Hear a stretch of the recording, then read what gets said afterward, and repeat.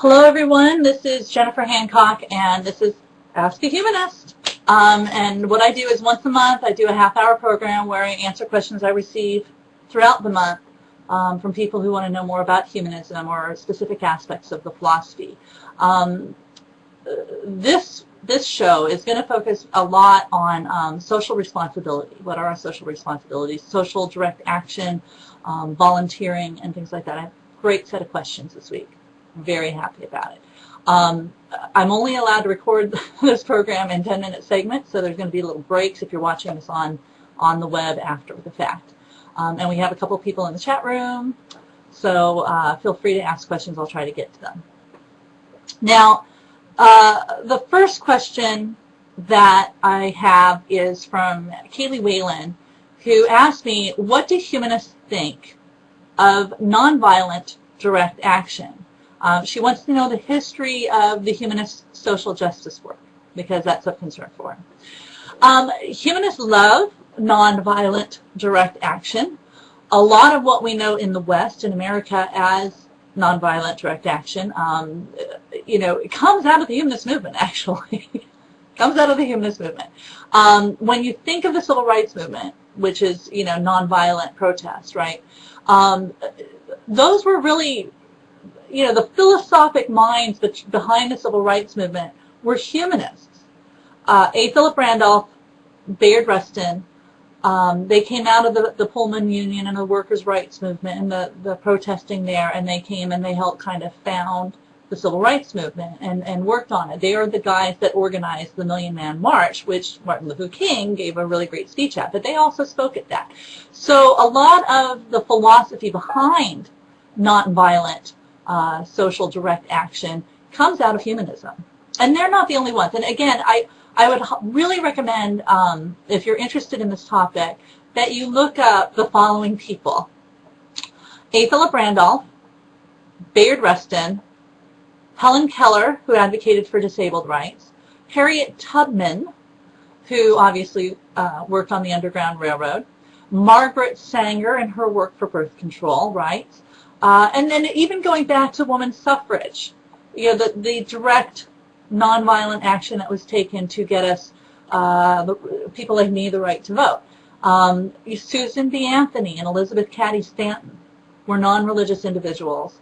They didn't call themselves humanists because that word didn't exist until about 100 years ago. So you had, throughout the course of history, people taking nonviolent direct action, and a lot of the times they were coming out of a humanist tradition of some sort, but it wasn't called humanism because the term humanism wasn't coined until about 100 years ago. So, people like Elizabeth Cady Stanton, who rewrote the Bible to take out all the parts that were anti-women, she was a humanist. That's the sort of thing a humanist does. Humanists, in terms of social progress, and in terms of using the technique of nonviolent direct social action, are often at the forefront of it. When you think of a lot of these civil rights improvements that have been made in the last 150 some years, almost all those movements have been led by humanists. Again, A. Philip Randolph, Bayard Rustin, who came out of the Ethical Culture Society, were kind of the philosophic minds behind the civil rights movement. Margaret Sanger was a humanist, and she was behind a lot of our reproductive rights work. Susan B. Anthony, Elizabeth Cady Stanton advocated for women's rights. And, even if we look at, social changes, profound social changes that didn't involve protests, you see people like John Dewey, who founded the School of Humanistic Psychology. We don't even call humanistic psychology anymore. It's just psychology. That's how much of an impact it's had. But at the time, it was radical. This idea that mentally ill people had rights, should be treated with...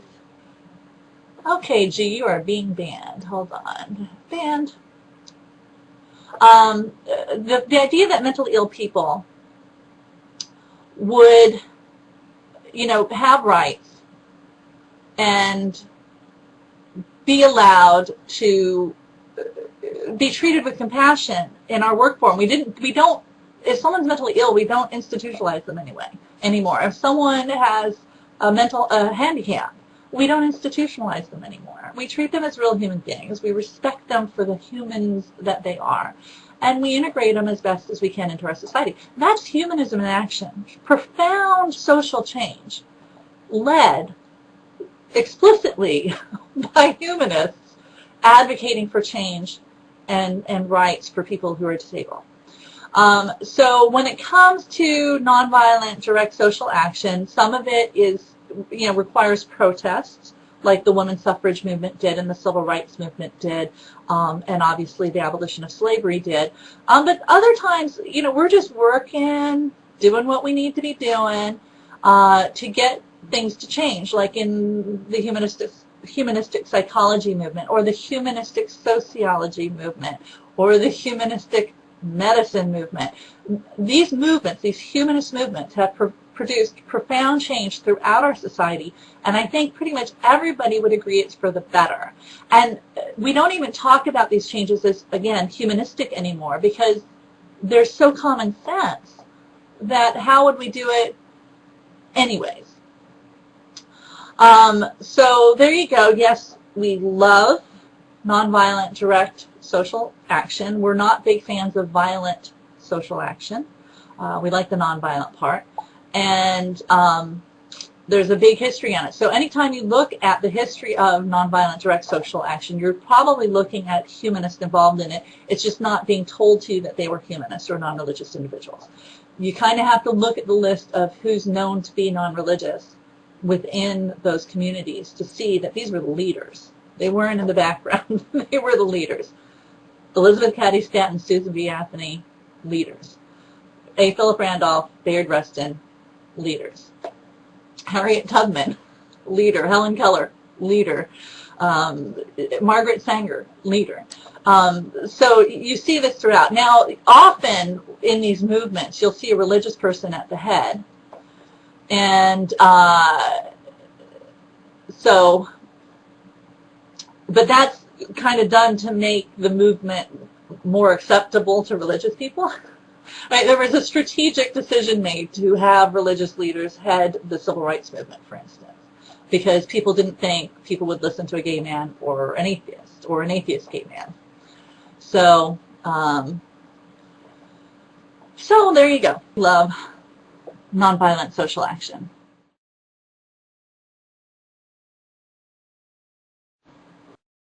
Okay, so our next question was also from Twitter, and it's from Comfy Ever After. And I had posted a blog post from a couple of years ago. I had reposted it called Humanism and the Good Samaritan. And in that post, I complained that humanist communities are not, generally speaking, very good at reaching out when there's a member in need. And that's changed quite a bit since 2 or 3 years ago when I wrote that post. But the question she had is, there a non-religious community group that does make a difference, that when someone is in need, they actually step up to the plate, volunteer their time, volunteer their money to make a difference? And I'm pleased to report that the answer to that is now yes. When I started writing that post a few years ago, the answer was no. I've been a leader in the humanist movement for about over 10 years now. Starting to date myself, but I've been a leader for over 10 years. And when I started, the typical humanist group, was old people getting together to kind of do continuing education for themselves. And that was fine. There's definitely a need for that. But as the humanist communities have grown, and you have to remember, we only really started organizing humanist communities about 50 years ago. So, religious groups have thousands of years of structure and organization and community building behind them. Humanist communities have only been around for 50 years. So we're really kind of new, and we're still kind of finding our footing, if you will.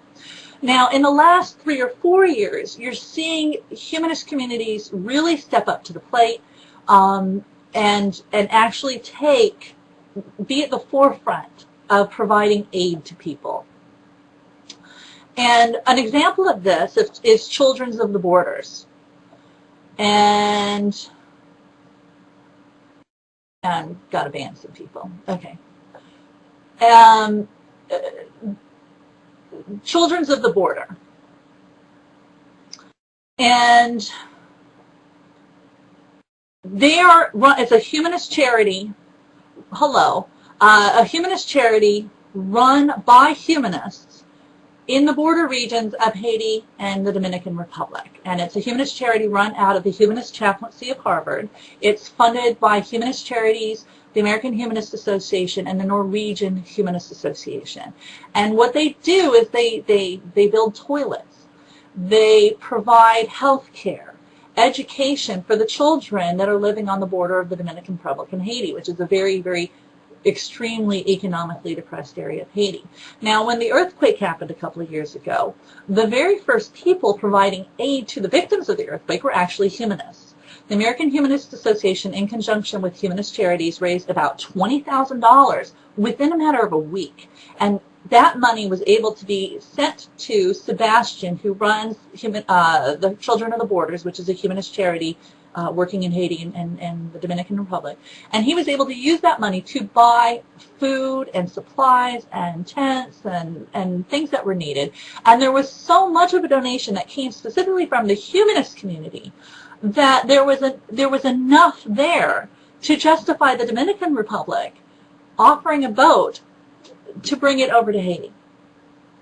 And that wouldn't have happened if it hadn't been for the humanists on the ground doing that work already. That, you know, there were already humanists on the ground doing work with the poor people of Haiti, providing health care, providing food, providing shelters, providing toilets, sanitation.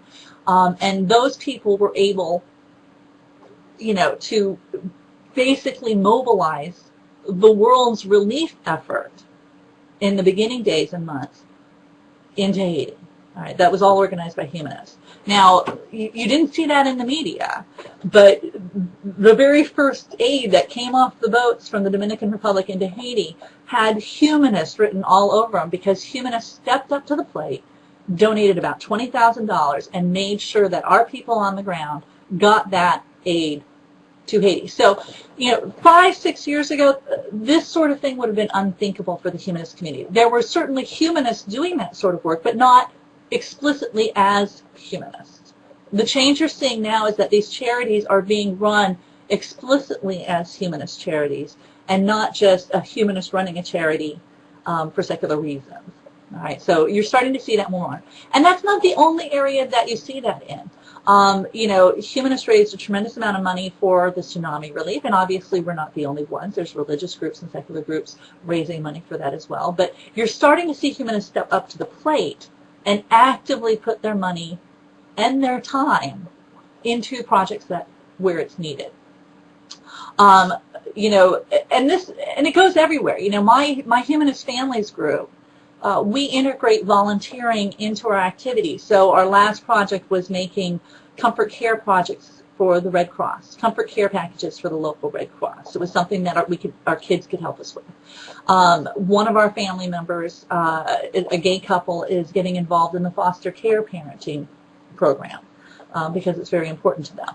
And, you know, they're sitting there going, well, why aren't there more humanists doing that? And that's a good question. Why aren't there? Well, you know, part of it is we're just building our communities to be able to do that sort of work.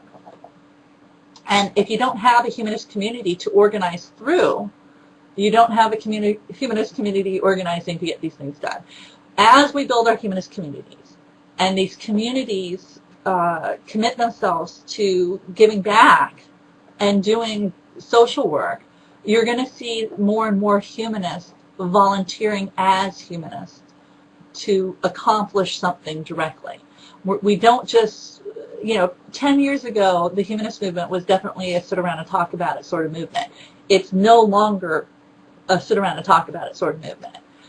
The humanist communities are active, they volunteer, and they do have social justice work and social care work as part of their mission. There's a group in Texas, I think it's in Dallas, and once a month they bring supplies to the homeless community underneath the freeway somewhere in Dallas. There's a specific place they go, and there's videos of them, and they bring food and clothing and water and medical supplies and books and they give them away free to any homeless person who wants them. And they do this without proselytizing. There's no strings attached. They don't care what religion you are. They don't care what religion you aren't. You're homeless. You need their help. They give it to you. All right. And they feel very strongly about that. And they've been doing that every month for a couple of years now. So as we go forward, I think you're going to see more and more humanist communities organized around the idea of volunteering and specifically donating to people. I participate in the Humanist lending team at Kiva, where you donate $25. You don't donate it, you loan it out to entrepreneurs in other countries to help them improve their life standards. And the Humanist lending team at Kiva is one of the largest lending teams at Kiva. So humanists are very, very active there, putting their money where their mouth is to help make the lives of people all over the world a little bit better. Can't solve all the problems, but we can do our part to make the world a little bit better. Right? This light is just not providing me. There we go. I just feel like I've got, okay, this one. There we go. No, it's not. Okay, sorry. Okay, so anyways, there you go. They're non-religious communities working to make a difference in the world. Absolutely. Wasn't the case a few years ago, is the case now. We have humanist charities that run volunteer efforts around the world. SHARE, which is Secular Humanists for Disaster Relief, something like that. I forget what the acronym is. And so you're seeing it more and more. And I think it's only going to get better. And again, you have to remember, humanist communities are only about 50, 60 years old. So we're playing catch up to religious groups that have been organized for millennia. So, all right, so the next question is,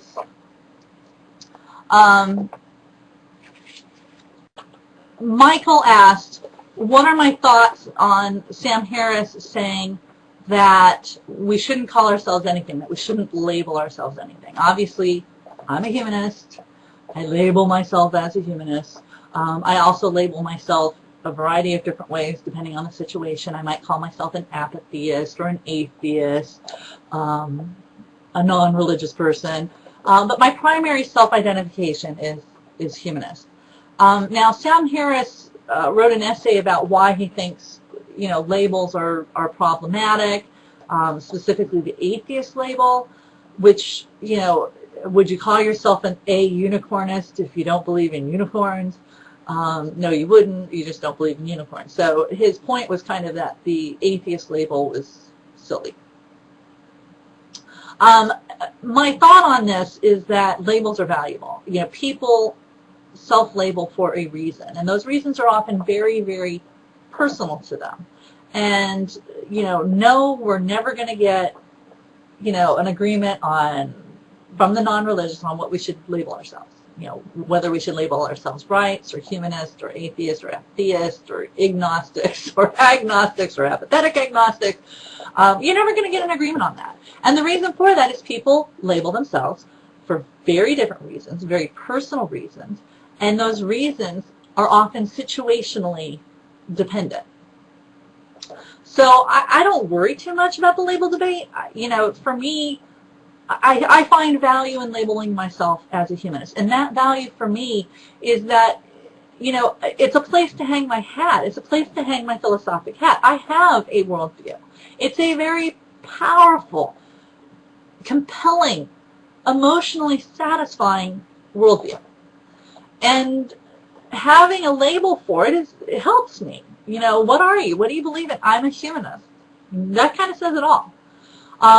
So I find it very valuable. And having labeled myself, it helps other people who meet me understand me better. I'm not just a non-religious or an atheist person, although I don't shy away from the word atheist. Hello, I'm an atheist too. But telling someone I'm an atheist doesn't really tell them much about me. It just means I don't believe. But telling someone I'm a humanist opens up the conversation to what I value and how I view the world. And I view the world, in a very profound way. I'm a human being. I'm made, as Carl Sagan said, of star stuff. I am biologically related to all life on the planet. I have plant material in me. You know, used to be a fish. My ancestors were fish. Way back. You know, but more than that, I'm chemically related to the universe itself. That is awesome. It's an awesome way to think about yourself. So, you know, I like the label, and I think it's valuable. I know when I talk to people and I introduce them to the philosophy and say this is what I value and how I live my life and how I see the world and how I see my place in the world, people who feel the same way I do, and there's a lot of them. You know, there was a study done in Britain, and they said something like 40% of the population of Britain sees the world and interacts with the world the way a humanist does. So they're essentially humanists, even though they don't know the word. When you find someone who's a humanist and just didn't have a label to describe their worldview aside from they want to be a good person, they are so relieved to have that label. You know, why would we want to take it away from them?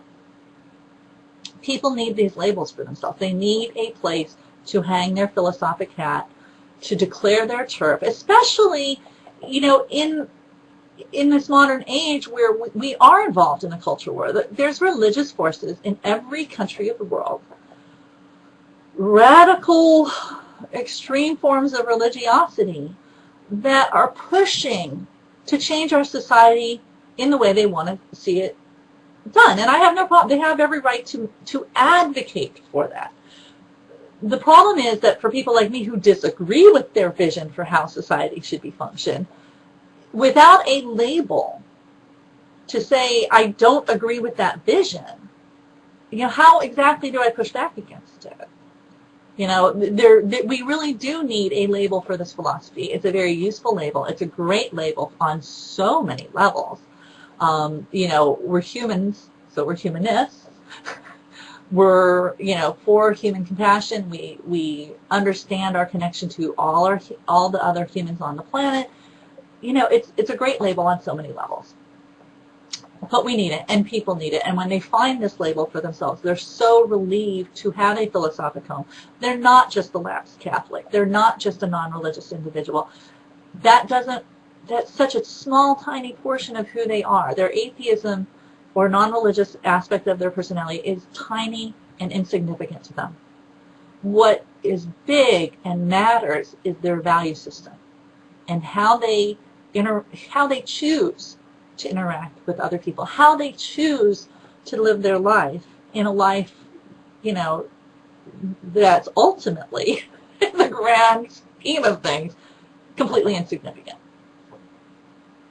And that's a really profound question to have answered for yourself. And people who have answered that question, you know, feel very good about it. So there you go. One of my thoughts on Sam Harris saying we don't need labels, I think we do. And the fact that, you know, people who have read Sam Harris and agree with Sam Harris that we don't need labels are now labeling themselves things like unicornists. Indicates that we need labels even if we think we don't need labels. People are using labels to describe the fact that they don't need labels. Right? We need labels. Humans need labels. Humanists need labels. Let's just get over it, accept that people are going to label themselves however they want to label themselves and move on to something that is more profound. Okay, so we're coming to the end. You know, when we talk about humanists talk about responsibility as part of our value system, our personal, interpersonal, and social responsibilities. We take that seriously. Right? We take our personal responsibility very, very seriously. We don't just give lip service to it. We actually act upon that. Right? Because it doesn't matter how good your value system is if you don't put your values into action. What good are they? You know, if you think we should be eliminating suffering in the world or alleviating suffering in the world, you should take some action to do that. And I'm of the firm opinion that humanist groups, as we move forward, should develop a culture of giving. We should be funding our groups the same way religious groups do. They donate monthly. They have monthly checks that they write to their organization, and that's what allows them to build buildings, feed the homeless, and do all those things. That all takes money. Humanist groups need to step up to the plate and not just treat our humanist groups as our own little personal education club, but to actually raise money to give to the homeless so that we can support charities around the world like Children of the Border. So that when a tsunami occurs in Indonesia, there's humanists on the grounds to help with the aid. Same thing in Japan. We need this help in the South when there's hurricanes. We need this help on the West Coast when there's earthquakes. Humanists should be donating and developing a culture of donating as humanists our time and our money. That, to me, it's not enough to talk the talk. You have to walk the walk. And that means donating your time and your money to make the world a better place. And I'm happy to say that that's happening more and more in the world. And that's happening more and more in the humanist world as our communities are kind of growing up. And again, we've only been around for 50 years. But as our communities are growing and expanding, this volunteer ethic is integrating itself into what it means to be a humanist in a community of humanists. So I'm real pleased with that. I hope you enjoyed this month's show. If you have any questions or want me to talk about, something, have a question specific about humanism, feel free to ask me, email me. I'm Jen at jen-hancock.com. And I'll try and get the questions answered in the next episode. Thank you very much.